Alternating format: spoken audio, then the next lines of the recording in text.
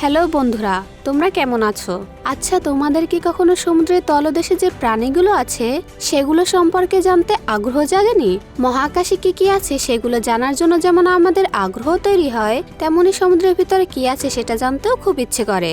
আর আজকের মুভিটা ঠিক এমনই একটা মুভি, যেখানে সমুদ্রের তলদেশে একদল মানুষ সাবমেরিন নিয়ে যায়। এরপর তাদের সঙ্গে এমন কিছু ঘটনা ঘটতে থাকে যা তারা স্বপ্নেও ভাবেনি। মুভির শুরুতে আর্কটিক মহাসাগর দেখা যায়, যেখানে একটা জায়গায় এই মুভির দুজন মূল চরিত্র জুলিয়া আর আকসারকে দেখা যায়। তারা দুজন পানির মধ্যে সোলার ডিভাইস ইনস্টল করছিল।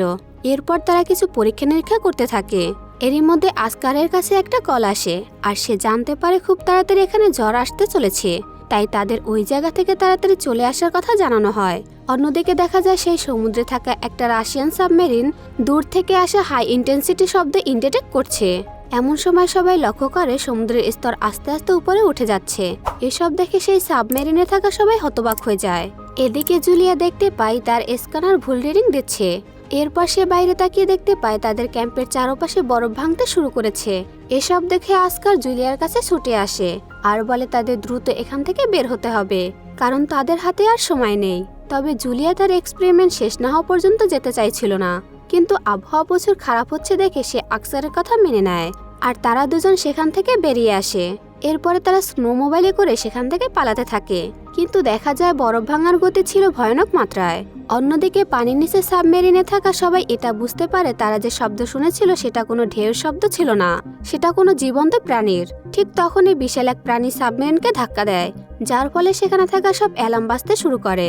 ভিতরে থাকা টিমের একজন বুঝতে পারছিল সেই প্রাণী তাদের সাবমেরিনকে পানির আরো নিচে নিয়ে যাচ্ছে।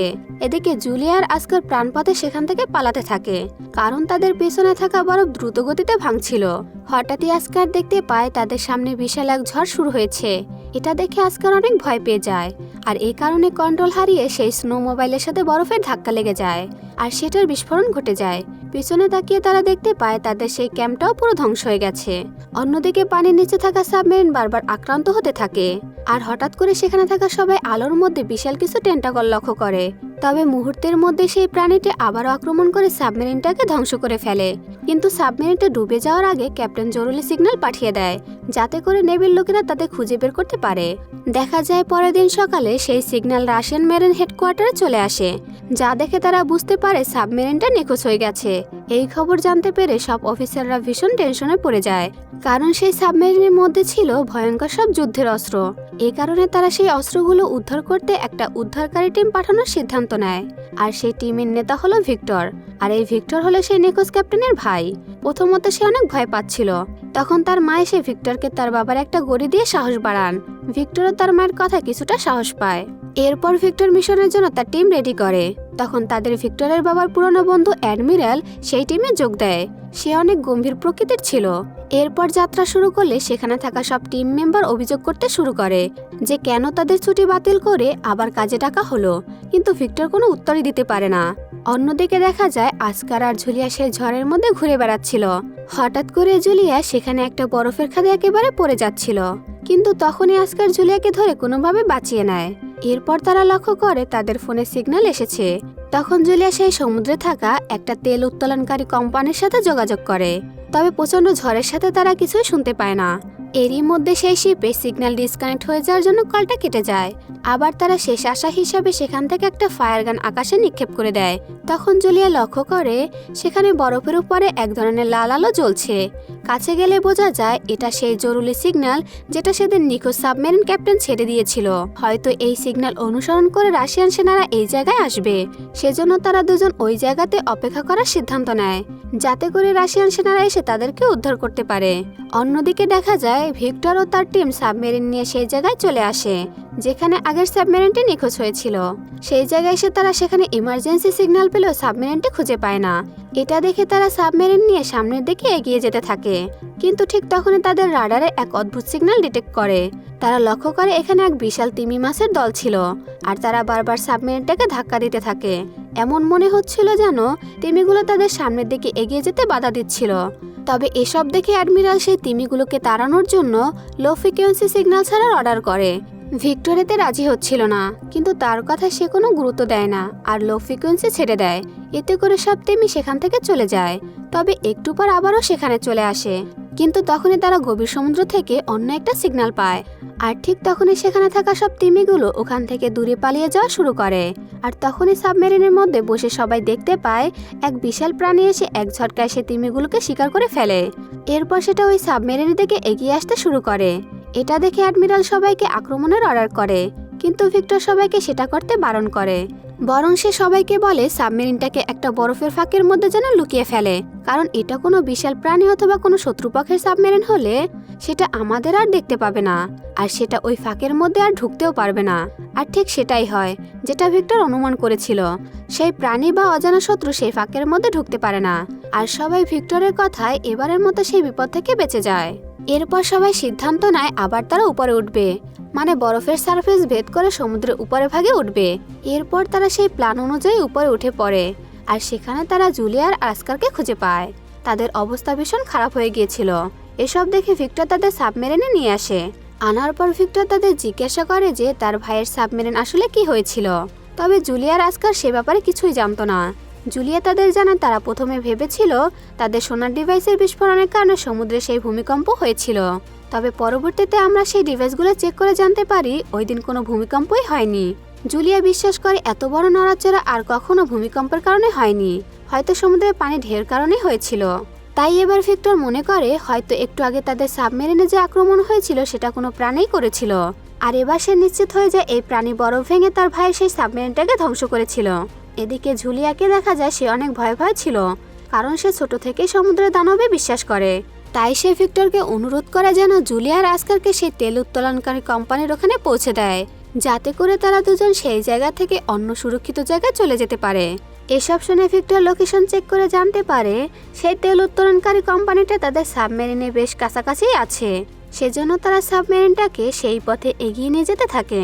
কিন্তু মাঝপথে গেলে তারা আবারও সেই অদ্ভুত সিগন্যালটি পেতে থাকে, কিন্তু তারা বুঝতে পারছিল না যে সেই প্রাণী এবার মাটির নিচ থেকে আস্তে আস্তে তাদের দিকে এগিয়ে আসছিল।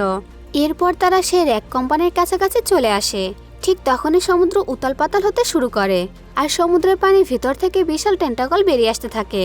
আর মুহূর্তের মধ্যে সেই বিশাল আর মজবুত তেল উত্তোলনকারী র্যাকটা পুরোপুরি ধ্বংস করে দেয়। এসব ভিক্টর দূর থেকে টেলিস্কোপ দিয়ে দেখছিল। সে দেখলো এটা একটা প্রাগৈতিহাসিক প্রাণী, যার আকার একেবারে অক্টোপাসের মতো, কিন্তু অনেক বিশাল। একে ক্রাকেন হিসেবে সমাধান করা হতো। আর সেই প্রাণী ধ্বংসযোগ্য ভিক্টর সাবমেরিনের স্ক্রিনে চালিয়ে দেয়। এতে করে সেখানে থাকা সব মেম্বারও সেই সবকিছু একেবারে লাইভ দেখছিল। আর এসব দেখে সবাই হতবাক হয়ে তাকিয়ে থাকে। দেখলো পুরো তেল উত্তোলনকারী কোম্পানিটাই ধ্বংস হয়ে পানিতে ডুবে যাচ্ছে। এসব দেখে এবার ভিক্টরে পালানো ছাড়া আর কোনো উপায় নেই। এদিকে সেই ক্রাকেন তেল উত্তোলনকারী কোম্পানিটা পুরোপুরি ধ্বংস করার পর ভিক্টরদের সাবমেরিনের দিকে দ্রুত এগিয়ে আসছে। এদিকে অ্যাডমিরাল ভীষণ ক্ষেপে যায়, কারণ ভিক্টর ওই ধ্বংসযোগ্য সবাইকে দেখে তাদের মনে ভীতি সৃষ্টি করেছে। এসব বলার পর সে ভিক্টরের হাত থেকে নিজের হাতে কমান্ড নিয়ে নেয়। এরপর সে সবাইকে দুটো টর্পেডো ছাড়ার অর্ডার দেয়, কিন্তু এতে কোনো কাজ হয় না। উল্টো সেই ক্রাকেনটা আরও বেশি রেগে যায়, আরও ভয়ানক হয়ে ওঠে, আর সেটা খুব দ্রুত সেই সাবমেরিন দিকে আসতে শুরু করে। এসব দেখে তো এবার অ্যাডমিরাল ভীষণ ভয় পেয়ে যায়, আর আবার কমান্ড ভিক্টরকে দিয়ে দেয়। আর কমান্ড পাওয়ার সাথে সাথে ভিক্টর বলে সাবমেরিনকে অন্যদিকে ফিরিয়ে নিতে, আর তারা এই যাত্রায় বেঁচে যায়। কিন্তু তবু সেই ক্রাকেনের টেন্টাকল এসে সাবমেরিনটাকে ধাক্কা মেরে দেয়। এই কারণে সাবমেরিন ক্ষতিগ্রস্ত হয়ে পানিতে ডুবতে শুরু করে দেয়। এদিকে টর্পেডো রুমে আগুন ধরে যায়, এতে করে সেখানে থাকা 7 জন ওই রুমে আটকা পড়ে যায়।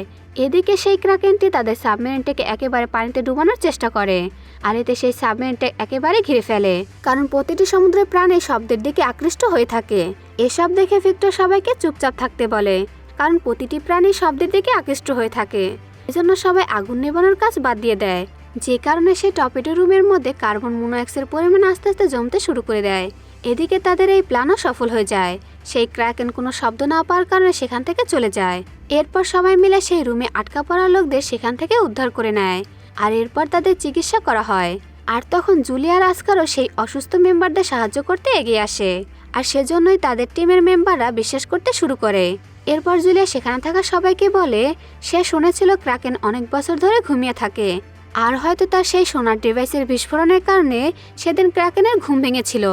জুলিয়া আরও বলে সে কারণে ক্রাকেন এখন প্রতিশোধ নিতে সবার উপরে আক্রমণ করছে, আর এবার আমাদের সবাইকে বাঁচতে হলে সেই সোনার ডিভাইসটা বন্ধ করে দিতে হবে। সে আরও বলে ক্রাকেন কোনো শিকার করলে সেটাকে নিজের সাথে করে তার গুহার ভিতরে নিয়ে যায়। এর মানে ভিক্টরের ভাই সেই সাবমেরিনটা হয়তো জুলিয়া সেই ক্যাম্পের নিচেই আছে, কারণ তারা সেই জায়গায় তাদের সোনার ডিভাইস ফিট করেছিল। হয়তো সেই জায়গার নিচেই সাবমেরিনটা রয়েছে। এরই মধ্যে একজন মেম্বার স্যাটেলাইট মোডে রেকর্ড হওয়া সিগন্যাল শুনে বুঝতে পারে যে সেই প্রাণীটি জুলিয়ার ক্যাম্পের দিক থেকে এসেছিল। এসব জানতে পেরে ভিক্টর সিদ্ধান্ত নেয় যে সে এবার ওই ভয়ানক জায়গায় যাবে, কারণ ভিক্টরের বিশ্বাস তার ভাই আর বাকিরা হয়তো এখনো বেঁচে আছে। কিন্তু এই সিদ্ধান্তে অন্য মেম্বাররা কোনোভাবেই রাজি হচ্ছিল না, কারণ তারা বলে তাদের কাছে থাকা এই সামান্য অস্ত্র দিয়ে তারা কিছুতেই সেই ক্রাকেনকে থামাতে পারবে না। সেজন্য তারা মনে করে তাদের বাঁচতে হলে সেখান থেকে চলে যাওয়াই ভালো। কিন্তু তবুও ভিক্টর তার দায়িত্ব থেকে পিছু হটে না, আর সে সামনের দিকে সাবমেরিনটা খুঁজতে শুরু করে। আর ক্যাপ্টেন হওয়ায় বাকিরা ভিক্টরের কথা মেনে নেয়। কিছুক্ষণ পরেই তারা সেই ভয়ানক খাদের কাছে চলে আসে। এরপর ভিক্টর একটা মিনি সাবমেরিন ঢুকিয়ে সেই খাদের মধ্যে প্রবেশ করে, আর সেই খাদের মধ্যে তারা শত শত শিপ দেখতে পায়। আর এগুলো সবই হয়তো সেই ক্রাকেনের কাজ। তার মানে জুলিয়ার বলা সেই ক্রাকেনের কথা কোনো গল্প নয়, সেটা একেবারেই সত্যি। সামনে গিয়ে তারা ভিক্টরের ভাই আলেকজান্ডারের সেই সাবমেরিনটা দেখতে পায়। সেখানে গিয়ে তারা দেখে ওই সাবমেরিনটার সামনের কিছু অংশ এখনো ভালো আছে, তাই সেই অংশের সাথে তাদের সাবমেরিনটা জুড়ে দেয়। এরপর তারা সেখানে প্রবেশ করলে দেখে ভিক্টরের ভাই আর বাকিরা এখনো জীবিত আছে। নিজের ভাইকে এখনো জীবিত দেখে ভিক্টর অনেক খুশি হয়ে যায়। তখন সে ভিক্টরকে বলে সে জানতো ক্রাকেন তাদের শব্দ ডিটেক্ট করে মেরে ফেলবে, সেজন্য তারা এতদিন সাইলেন্ট হয়ে এর মধ্যে বেঁচেছিল। তখন তারা দেখে ভিক্টর একটা মিনি সাবমেরিন নিয়ে এসেছে। এরপর ভিক্টর সিদ্ধান্ত নেয় সে সবাইকে দুই ভাগে ভাগ করে এখান থেকে নিয়ে যাবে। এরপর সে প্রথমবার অর্ধেক মেম্বারকে পাঠিয়ে দেয় আর নিজে সেখানে তার ভাইয়ের সাথে থেকে যায়। কিন্তু প্রথম দল কিছুটা সামনে এগিয়ে গেলে সে ক্রাকেন আবার জেগে ওঠে। এটা দেখে ভিক্টর ও তার ভাই সবাইকে বাঁচাতে বিশেষ মিসাইল চালু করার চেষ্টা করতে থাকে। আর অনেক কষ্টে সে কম্পিউটারটি চালু হয়ে যায় আর সাবমেরিন থেকে মিসাইল অ্যাক্টিভ হয়ে যায়। অন্যদিকে ঠিক তখনই সেই মিনি সাবমেরিনে একটা ত্রুটি ভুলের কারণে চালু হয়ে যায়, আর সেই শব্দ পেয়ে ক্রাকেন সেই দিকে দ্রুত বেগে ছুটে যেতে থাকে। আর এসব দেখে অ্যাডমিরাল প্রধান সাবমেরিনটাকে উপরে তোলার অর্ডার করে দেয়। এদিকে ভিক্টর ও তার ভাই মিসাইলের কোড ঢুকিয়ে চালু করে দেয়। তবে এরই মধ্যে সেই ক্রাকেন তাদের দিকে চলে আসে আর এসেই সেই সাবমেরিনটাকে পুরোপুরি আঁকড়ে ধরে। আর এবার মৃত্যু নিশ্চিত দেখে দুই ভাই নিজেদের মধ্যে রেডিওর মাধ্যমে শেষবার কথা বলে। আর পাশাপাশি তারা নিজেদের ভুলের জন্য একে অপরের কাছে ক্ষমা চায়। কিন্তু তবুও তারা দুজন কিছুতেই হাল ছাড়ে না। তারা দুজন একই সাথে সুইচ চেপে এক বিশাল বিস্ফোরণ ঘটায়, আর সেই বিস্ফোরণের কারণে ক্রাকেনের পুরো শরীর ছিন্নভিন্ন হয়ে সেখানেই মারা যায়। এরই সাথে সেই সাবমেরিনে পানি ঢুকতে শুরু করে দেয়। তখন দুই ভাই মিলে সেই মিনি সাবমেরিনের দিকে এগিয়ে আসে। তবে ঠিক এক বিশাল ঢেউয়ের কারণে তারা দুজন আলাদা হয়ে যায়। আর শেষ সময় ভিক্টর তার ভাইয়ের হাত ধরে সেই মিনি সাবমেরিনের দিকে এগিয়ে যেতে থাকে। তারা সেখানে ঢুকতেও পারে, তবে দেখা যায় সেই মিনি সাবমেরিনটা মূল সাবমেরিনের থেকে আলাদা হচ্ছে না। অন্যদিকে দেখা যায় সাবমেরিনটা অল্প কিছুক্ষণের মধ্যে বিস্ফোরণ হবে। আর ঠিক তখনই ভিক্টরের ইমার্জেন্সি লিভারের কথা মাথায় আসে, আর সে সাথে সাথে প্রাণপণে সেটা টেনে ধরে। এতে করে একেবারে বিস্ফোরণের শেষ সময় আগ মুহূর্তে এসে মিনি সাবমেরিনটা মূল সাবমেরিন থেকে আলাদা হয়ে যায়। আর এই ভয়ানক সিনের সাথে সাথে এই মুভিটা এখানে শেষ হয়ে যায়।